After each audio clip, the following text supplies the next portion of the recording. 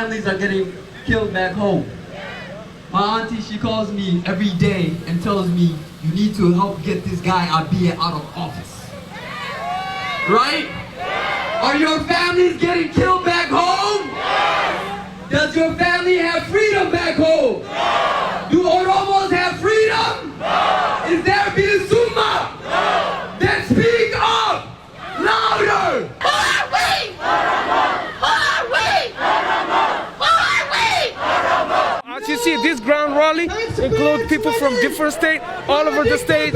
We have all the guests out here, and now we protested for that peaceful thing. I came from Colorado, Denver, Colorado.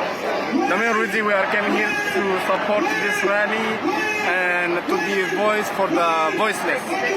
So our people, Oromo, in back home in Ethiopia, being oppressed and subjugated. So we are here to be voice for those. Many people being killed, many people been in prison. Ethiopian government and the other groups are labeling Jawar Mohammed and Bakala Garba and other politicians as terrorists, which is not true. All of the Oromo opposition leaders are facing terrorism charges, trumped up terrorism charges that are false.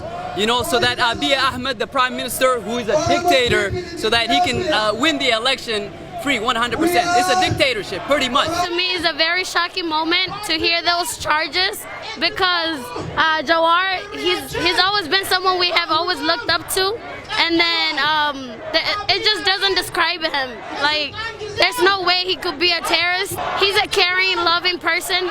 He's the type of person that he looks out for others before he looks out for himself. So it just doesn't make sense. Same thing with Bakala Garba. It's just their way of silencing us. We won't be silent. We won't be silent. Free Jawar Mohammed! Free Jawar Mohammed. Free Jawar Mohammed! Free Jawar Mohammed.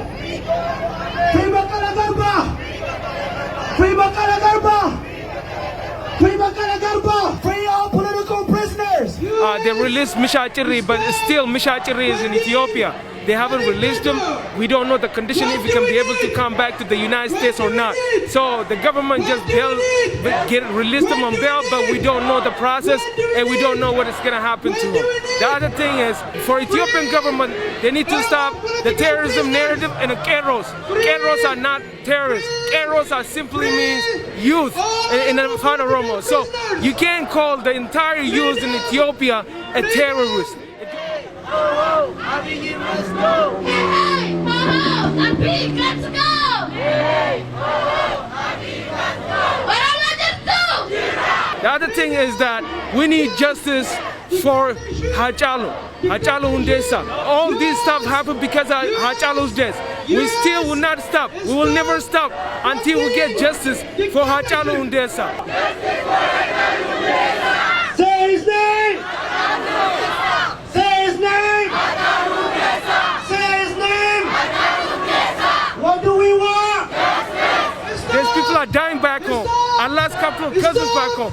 All of these people are bleeding inside. That's why that United States government, one thing it can do is start funding the Ethiopian government. $1.3 billion United States every year they are sending to the giving aid to the Ethiopia. The United States needs to be stopped sending this money to the Ethiopia. So that's why we are here. We know that the United States just funded the Ethiopian government with a couple of hundreds of $1 million related to COVID-19, related to terrorism and all of that stuff. So check this out. They're using that terrorism, all these funds to buy weapons and to label Oromo politicians as terrorists. They are just politicians.